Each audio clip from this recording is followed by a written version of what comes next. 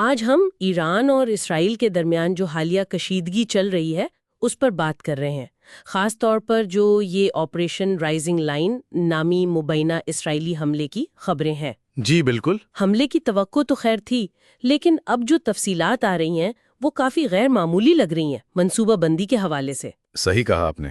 جو ابتدائی اطلاعات تھیں ان سے تو یہ معاملہ کہیں زیادہ پیچیدہ لگ رہا ہے۔ اب جو رپورٹس مل رہی ہیں ان کے مطابق تو یہ کوئی اچانک والا رد عمل نہیں تھا۔ اچھا؟ جی، بلکہ لگتا ہے کہ یہ ایک دہائی پر محیط 10 سالہ منصوبہ بندی کا نتیجہ تھا، جس میں اسرائیلی فوج یعنی IDF اور موساد دونوں شامل تھے۔ 10 سال؟ یہ تو بہت لمبا عرصہ ہے۔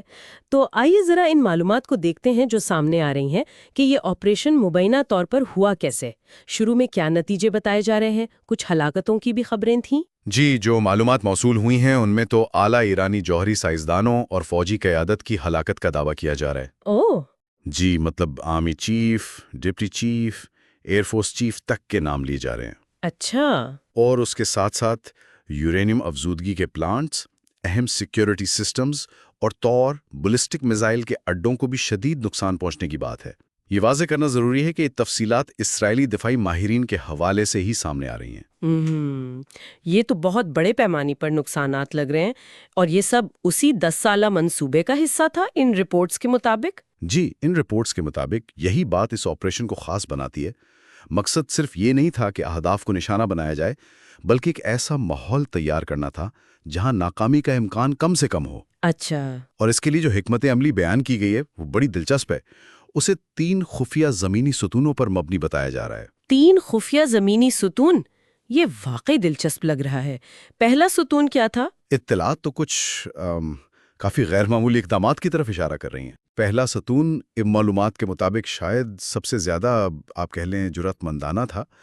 بتایا جاتا ہے کہ موساد نے تہران کے قریب ایک خفیہ ڈرون اڈا قائم کیا۔ کیا مطلب؟ ایران کے اندر، تہران کے اتنا قریب؟ یہ تو یقین کرنا مشکل ہے۔ اس کا مقصد کیا ہو سکتا تھا بھلا؟ مقصد بظاہر یہ بتایا جا رہا ہے کہ جیسے ہی اسرائیل پر حملہ ہوتا اور ایران جوابی میزائل داغتا، جی، تو ان ایرانی میزائل لانچروں کو فوراً وہیں سے اسی خفیہ اڈے سے ڈرونز کے ذریعے مقامی سطح پر ہی ناکارہ بنایا جا سکے۔ رپورٹ سے ایک غیر روایتی مگر بہت مؤثر آپ کہہ لیں پیشگی دفاعی حکمت عملی قرار دے رہی ہیں۔ یعنی حملے کا جواب وہیں اندر سے ہی دینا جہاں سے حملہ ہو رہا ہے۔ کمال کی سوچ ہے۔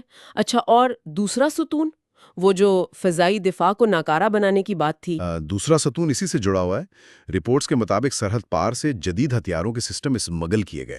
اسمگل کیے گئے؟ کیسے؟ جی، بتایا جاتا ہے کہ گاڑیوں وغیرہ میں کھپا کر لائے گئے۔ ان کا کام تھا ایرانی فضائی دفاعی نظام کو جام کرنا، یا یوں کہیں کہ مفلوج کرنا۔ اوہ، تو اس طرح اسرائیلی حملہ آور طیاروں کے لیے راستہ صاف کیا گیا؟ بالکل۔ اس حکمت عملی نے مبینہ طور پر ایک محفوظ فضائی راہداری بنائی، ایک سیف ایئر کوریڈور، جس سے اسرائیلی طیاروں کو بغیر کسی بڑی رکاوٹ کے اپنے اہداف تک پہنچنے میں مدد ملی، ایسا رپورٹس کا کہنا ہے۔ سمجھ گئی۔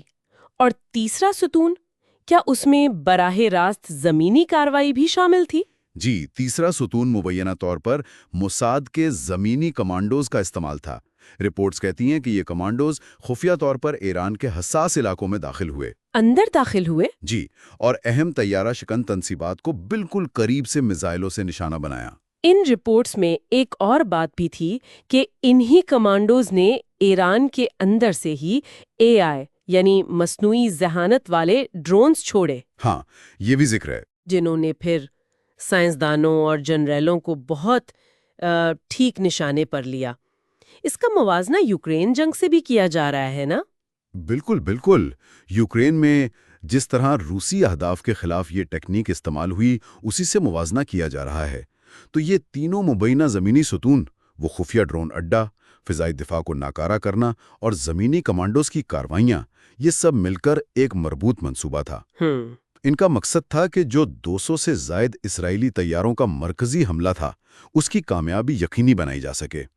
اور جو معلومات اب تک ملی ہیں ان کے مطابق یہ آپریشن اپنے بیان کردہ اہداف حاصل کرنے میں کامیاب رہا۔ یہ اطلاعات واقعی، جیسا کہ کچھ تجزیہ کار کہہ رہے ہیں، جنگی حکمت عملی میں ایک نئے دور کی طرف اشارہ کر رہی ہیں۔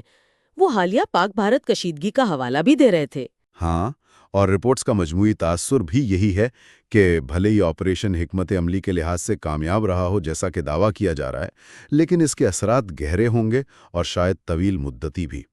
خاص طور پر خلیج کے علاقے میں طاقت کے توازن پر اس کا اثر پڑے گا۔ تو خلاصہ یہ ہے کہ جو تفصیلات سامنے آ رہی ہیں وہ ایک ایسی فوجی کارروائی کی تصویر دکھا رہی ہیں جس میں دہائیوں کی منصوبہ بندی، جدید ترین ٹیکنالوجی، انٹیلیجنس اور بہت پیچیدہ زمینی کارروائیاں شامل تھیں۔ بالکل، اور شاید آج کے لیے یہی سب سے اہم نقطہ ہے۔ یہ مبینہ آپریشن، یوکرین میں ڈرونز کا استعمال یا دوسرے حالیہ تنازعات، کیا یہ سب مل کر جنگی حکمت عملی میں ایک واضح تبدیلی نہیں دکھا رہے ہیں؟ ایک ایسا مستقبل جہاں شاید انٹیلیجنس، خفیہ زمینی آپریشنز اور ٹیکنالوجی، خاص طور پر AI اور ڈرونز، روایتی فوجی طاقت سے بھی زیادہ فیصلہ کن ہو جائیں۔ یہ ایک سوال ہے جو آنے والے وقت میں اور بھی اہم ہوتا جائے گا۔